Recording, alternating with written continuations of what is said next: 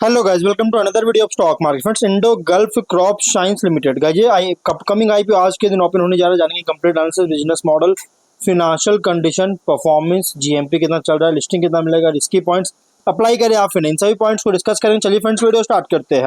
तो guys, IPO जो है 26 जून ओपन हो रही है आज के दिन, 30 जून क्लोज किया जाएगा। 3 डे आईपीओ है। 10 रुपीज का फेस वैल्यू, 105 टू 111 रुपीज पर शेयर की प्राइस बैंड, 135 शेयर्स की लॉट साइज। कॉम्बिनेशन है fresh issue offer for sale का 1 करोड़ 80 लाख 18,017 शेयर्स का इशू किया गया, जो कि 200 करोड़ का, जिसमें से 160 करोड़ का fresh issue offer for sale 40 crore का। Book build IPO NSE BSE दोनों में लिस्टेड किया जाएगा। अलॉटमेंट डेट फाइनलाइज किया गया 1 जुलाई। 2 जुलाई रिफंड रिलीज किया जाएगा। शेयर्स डिमेट अकाउंट में क्रेडिट होगा। 3 जुलाई का लिस्टिंग डेट रखा गया है। और अगर हम बात करें लॉट साइज, यहाँ पे लॉट साइज का, तो रिटेल मिनिमम 1 लॉट 135 शेयर्स मिलेंगे, मैक्सिमम 13 लॉट 1755 शेयर्स मिलेंगे। Small H N I minimum 14 lot 1890 shares मिलेंगे, मैक्सिमम 66 लॉट 8910 शेयर्स मिलेंगे। और big H N I minimum 67 lot apply कर सकते हैं, 9045 शेयर्स मिलेंगे। और गाइज अगर हम बात करें प्रोमोटर की, तो ओम प्रकाश अग्रवाल, संजय अग्रवाल, अंशु अग्रवाल, अर्नव अग्रवाल इसके प्रोमोटर है। प्री इशू होल्डिंग 96.9% का ऑफर दिया गया है। QIB 50%, HNI 15%, रिटेल 35% ऑफर दी गई है। सब्सक्रिप्शन की अगर बात करें, कंपनी में 11 रुपीज का GMP चल रहा है। 9.9% की लिस्टिंग मिलने के चांस है। वो 122 रुपीज पे लिस्टिंग होने के चांस है। बहुत ही एवरेज लिस्टिंग मिलने की उम्मीद है। बिजनेस की बात करें, 1993 में इनकॉर्पोरेट किया गया था। और ये जो है crop protection products, plant nutrients और बायोलॉजिकल्स का इंडिया में मैन्युफैक्चरिंग करती है, जो कि स्पाइरोमेसिफेन टेक्निकल का मैन्युफैक्चर्ड किया जाता है, जो कि 2019 में कर रही थी 96.5% प्योरिटी के साथ। और ये one of the first indigenous manufacturers है पायराजोसल्फरॉन इथाइल टेक्निकल का, जो कि 97% प्योरिटी के साथ इंडिया में, मतलब कि one of the first indigenous manufacturers है। और 4 मैन्युफैक्चरिंग फैसिलिटी है, सांबा जम्मू कश्मीर में, नाथुपुर हरियाणा में 4 फैसिलिटी है। और लगभग 20 एकर्स में फैला हुआ है टोटल, अप्रॉक्सीमेटली 2 नाथुपुर में, 1 बरवासनी हरियाणा में है इसका साइट्स, दो जिसमें इंक्लूड 2 साइट नाथुपुर और 1 है हरियाणा में। और अगर हम बात करें इस कंपनी के सेल्स नेटवर्क की, तो 22 स्टेट्स और 3 यूनियन टेरिटरीज में इसका सेल्स नेटवर्क है, जो कि 169 business partners, 5772 distributors, 129 partners, 34 countries worldwide serve कर रही है। कंपनी का फ्लेक्सिबल मल्टीपर्पज फैसिलिटीज है, जो कि अलाउ करता है डाइवर्स प्रोडक्ट मैन्युफैक्चरिंग को लेकर, और ये कस्टमर नीड्स को अडेप्ट भी कर रही है। कॉम्पिटिटिव एडवांटेज दिया जा रहा है, जो कि एडवांटेज भी जो स्ट्रेंथन दिया जा रहा है हाई रेगुलेटरी बैरियर्स के द्वारा एग्रोकेमिकल इंडस्ट्री में, जिसमें इंक्लूड है कॉस्ट एंड कॉम्प्लेक्स अप्रूवल्स, जो कि guys high barrier regulatory barriers के कारण इसको स्ट्रेंथन दिया जा रहा है। प्रोडक्ट पोर्टफोलियो में प्लांट न्यूट्रिएंट्स, जो कि कंपनी मैन्युफैक्चर करता है, स्पेशलिटी फर्टिलाइजर्स, बायोस्मिथ सिमुलेंट्स और परफॉर्मेंस प्रोडक्ट्स का, जिसमें इंक्लूड है straight fertiliser, soil health products, जो कि इन्हांस कर रहा है सॉइल फर्टिलिटी, स्टिमुलेट ग्रोथ और क्रॉप यील्ड्स को इम्प्रूव कर रही है। सेकेंड है क्रॉप प्रोटेक्शन प्रोडक्ट्स, जो कि company crop protection products manufacture करता है, जिसमें इंक्लूड है insecticide, fungicides, herbicides and biostimulants, जो कि डिजाइन किया गया है क्रॉप्स को सेफ गार्ड करने में, पेस्ट डिजीजेज और वीड्स से जो सेफ गार्ड करने में जो डिजाइन किया गया है, इंश्योर कर रही है हेल्दी ग्रोथ और प्रोडक्टिविटी को लेकर। बायोलॉजिकल्स की बात करें, तो इसमें कंपनी बायोलॉजिकल प्रोडक्ट्स ऑफर करता है, जिसमें इंक्लूड है बायोस्टिमुलेंट्स, बायो फर्टिलाइजर्स, जिससे क्रॉप ग्रोथ को और न्यूट्रिएंट अपटेक को, स्ट्रेस टॉलरेंस और ओवरऑल सस्टेनेबिलिटी को लेकर इम्प्रूव कर रही है। प्रोडक्ट्स की बात करें तो बायोगोल्ड, इंडोबिरीजा और इंडोमाइकोर्जा जैसी प्रोडक्ट्स के साथ 31 अगस्त के अकॉर्डिंग 640 परमानेंट एम्प्लॉयज कंपनी में काम कर रहे थे। स्ट्रेंथ डाइवर्सिफाइड प्रोडक्ट पोर्टफोलियो और स्पेशलाइज्ड प्रोडक्ट्स है तीनों वर्टिकल्स में। डिस्ट्रीब्यूशन नेटवर्क भी इंडिया और अब्रॉड में स्टैब्लिश किया है। बैकवर्ड इंटीग्रेटेड मैन्युफैक्चरिंग इंफ्रास्ट्रक्चर है, strong R&D and product development capabilities है, experienced promoters and management, strong management team है। तो गाइस देखिए, कंपनी का जो बिजनेस है ना, अगर देखा जाए तो ये प्रोडक्शन और मार्केटिंग करता है क्रॉप प्रोडक्शन प्रोडक्ट्स का, प्लांट न्यूट्रिएंट्स और बायोलॉजिकल तीनों का। और अगर हम बात करें तो ये कंपनी अगर देखा जाए ना, ब्राइट प्रॉस्पेक्ट जो है सो अहेड देखने को मिल सकता है। क्यों? कि गवर्नमेंट के इनिशिएटिव्स है एग्रीकल्चर को बूस्ट करना, जिसके कारण कंपनी को जो है ब्राइट प्रॉस्पेक्ट इन फ्यूचर देखने को मिल सकती है। अब बात करते हैं फिनेंशियल की। तो 22 में एसेट्स था 413.6 करोड़ का, अभी 9 मंथ में 597.8 करोड़ का लगातार इंक्रीज किया है। तो नेट वर्थ था 180.5 करोड़ का, अभी है वो 265.4 करोड़ का। रिजर्व था 156.9 करोड़ का, अभी है 216.6 करोड़ का, लगातार इंक्रीज कर रही है। डेट है 206.3 करोड़ का, लेकिन कंपनी पर डेट बहुत ज़्यादा देखने को मिल रही है। अब रेवेन्यू प्रॉफिट की बात करें, देखिए यहाँ पे बैलेंस शीट तो बहुत अच्छी ग्रोथ है। रेवेन्यू प्रॉफिट 490.2 करोड़ का रेवेन्यू 22 में, 47.2 करोड़ का एबिटा, 26.3 करोड़ का प्रॉफिट। 23 में 552 करोड़ का रेवेन्यू, 49 करोड़ का एबिटा, 22.4 करोड़ का प्रॉफिट। 24 में 555.8 करोड़ का रेवेन्यू, 55.7 करोड़ का एबिटा, 28.2 करोड़ का प्रॉफिट। 9 मंथ्स में 466.3 करोड़ का रेवेन्यू, 44.8 करोड़ का एबिटा, 21.7 करोड़ का प्रॉफिट। फिनेंशियल अगर देखा जाए तो टॉप लाइन हो या बॉटम लाइन अच्छी ग्रोथ है, बट बॉटम टॉप लाइन जो है ना 24 में कोई खास ग्रोथ नहीं किया, स्टैटिक परफॉर्म किया टॉप लाइन 23-24 में।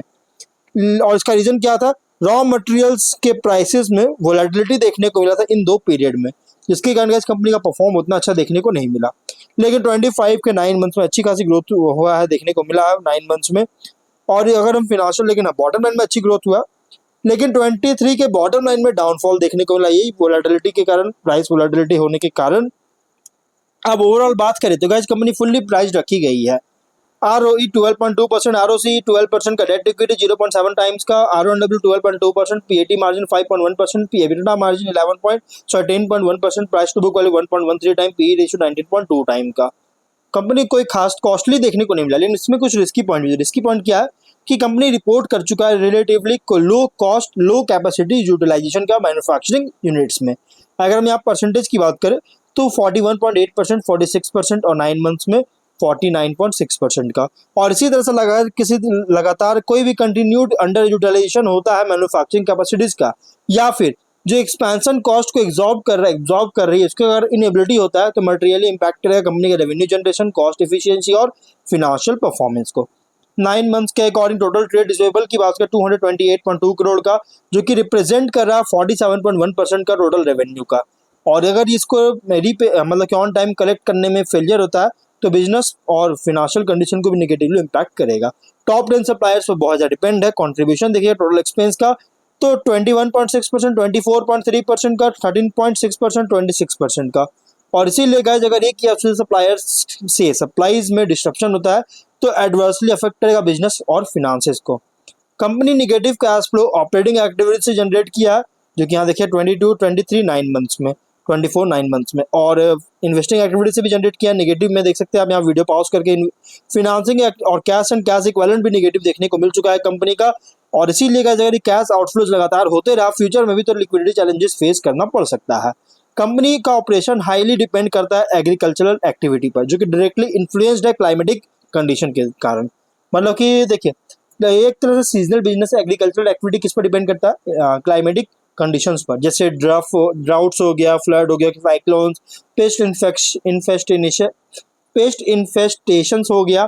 और इसलिए कोई भी एडवर्स वेदर पैटर्न्स या फिर क्रॉप प्लांटिंग साइकिल्स में शिफ्ट होता है या डिमांड में रिड्यूस होता है तो एग्रोकेमिकल प्रोडक्ट्स के जो है कंपनी का, इसके मतलब कि इसको जो है लीड कर सकता है रेवेन्यू वोलेटिलिटी को लेकर और फिनेंशियल परफॉर्मेंस इंपैक्ट करेगा। फर्दर अगर आगे कोई भी गवर्नमेंट सब्सिडीज जो दिया जा रहा है उसमें रिडक्शन होता है या एग्रीकल्चर पॉलिसी में चेंज होता है तो नेगेटिवली इफेक्ट करेगा सेल्स को। कंपनी का जो मैन्युफैक्चरिंग यूनिट है नॉर्दर्न इंडिया में, पर्टिकुलरली सांबा जम्मू कश्मीर में, नाथुपुर हरियाणा और बरवासनी हरियाणा में। और इसीलिए एडवर्स पॉलिटिकल या सोशल इकोनॉमिक डेवलपमेंट होता है इन रीजन्स में तो डिस्टर्ब कर सकता है ऑपरेशंस और इम्पैक्ट करेगा प्रोडक्शन टाइमलाइंस को, नेगेटिवली इफेक्ट करेगा किसको, कंपनी का ओवरऑल बिजनेस और फिनेंशियल कंडीशन को। सब्सटैंशियल पोर्शन जो है रेवेन्यू ये एक्सपोर्ट से जनरेट करता है, खासकर कहाँ से, सऊदी अरब, इथोपिया और इजिप्ट से, मतलब कितना समझिए कि मिडिल ईस्ट से। और यहाँ पे कंपनी का कॉन्ट्रीब्यूशन अगर देखिएगा तो 20.5%, 12%, 13.1% और 9 मंथ्स में 10.4%। और अगर ये ट्रेड पॉलिसीज में कोई भी चेंज, एडवर्स चेंज होता है या फिर टैरिफ्स ये में इम्पोजिशन होता है, सैंक्शन लगाया जाता है, रेगुलेटरी डेवलपमेंट होता है इन कंट्रीज में, तो कंपनी का international sales overall financial performance को अफेक्ट करेगा, इम्पैक्ट करेगी। कंपनी प्रमोटर डायरेक्टर्स जो इन्वॉल्व है ऑनगोइंग लीगल प्रोसीडिंग्स में, जिसमें इंक्लूड क्रिमिनल और tax related matters, adverse judgement के कारण डेट्रीमेंटल कर सकता है बिजनेस प्रोस्पेक्ट्स को। इसका भी सिग्निफिकेंट पोर्शन ऑफ रेवेन्यू जो है ड्राइव कर रहा है नॉर्दर्न इंडिया से, जो कि आप यहाँ देख सकते हो, और जिसमें अगर देखा जाए कंट्रीब्यूशन 26.8%, 37.7%, 34.5%, 9 मंथ से 55.8% के, जो कि बिजनेस टू बिजनेस सेल से कंपनी जनरेट कर रही है। और वहीं बिजनेस टू कस्टमर की बात करें तो कंट्रीब्यूशन 22.3%, 19.3%, 20.5%, 9 मंथ्स में 22.4%।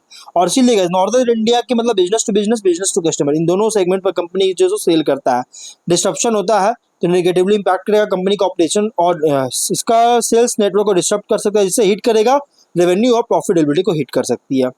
प्लस इसका सिग्निफिकेंट पोर्शन ऑफ रेवेन्यू जो है institutional business to business partners, domestic business to customer, distributor से जनरेट करता है। इंस्टीट्यूशनल B2B पार्टनर्स की बात करेंगे तो इसमें कंट्रीब्यूशन 28.5%, 37.9%, 35 और 36% कंट्रीब्यूशन था। और अगर हम बात करें यहाँ पे कंपनी का बिजनेस डोमेस्टिक B2C डिस्ट्रीब्यूटर्स का, तो कंट्रीब्यूशन है 51, 49.9, 51.6 और 9 मंथ से 53.5% का। अगर इसके मतलब कि रेवेन्यू रिकॉग्निशन को डाइवर्स नेटवर्क के में अगर मैनेज करने में फेलियर होता है, जिससे financing reporting, financial reporting, regulatory scrutiny और रेपुटेशनल डैमेज जो है सो यहाँ पे डिस्क्रिपेंसीज वगैरह लीड कर सकती है, जिससे एडवर्सली अफेक्ट करेगा financial condition of business operations को। 9 मंथ्स के अकॉर्डिंग कंटीजेंट लाइबिलिटीज 38.1 करोड़ का शार्प इंक्रीज देखने को मिला 24 जो कि 20.6 करोड़ का था। अगर ये मटेरियलाइज होती है गाइस तो एडवर्सली अफेक्ट करेगा फाइनेंशियल कंडीशन को। 30 अप्रैल 2025 के अकॉर्डिंग 256.8 करोड़ का डेट है। अगर इसको रीपे नहीं कर पाता है तो कंपनी का ऑपरेशन और फाइनेंशियल पोजीशन को हार्म कर सकता है। कुछ रिस्की पॉइंट भी है। 11 रुपीज का GMP 120 रुपीज पे लिस्टिंग होने के चांस है और 9.9% की लिस्टिंग मिलने के चांसेस है। ऑब्जेक्टिव क्या है तो वर्किंग कैपिटल रिक्वायरमेंट लोन है उसके पेमेंट करना चाहता है। हरियाणा सोनीपत बरसवानी में एक इन हाउस ड्राई फ्लोएबल का जो सेटअप करना चाह रही है, इसमें कैपेक्स करेगा, जनरल कॉर्पोरेट की फंडिंग चाहती है, जिसके लिए IPO लेकर आई। देखिए ओवरऑल कंपनी अच्छी है, बहुत अच्छी कंपनी है, स्ट्रॉन्ग का फंडामेंटल कंपनी, तो आप इसमें कंसीडर कर सकते हैं। मीडियम टू लॉन्ग टर्म की आप इसमें नो डाउट अप्लाई कर सकते हैं। बहुत अच्छी कंपनी है। फाइनल डिसीजन जो भी लीजिएगा अपने रिस्क पर लीजिएगा, रिकमेंडेशन वीडियो नहीं है। तो मिलते हैं नेक्स्ट वीडियो में। बाय।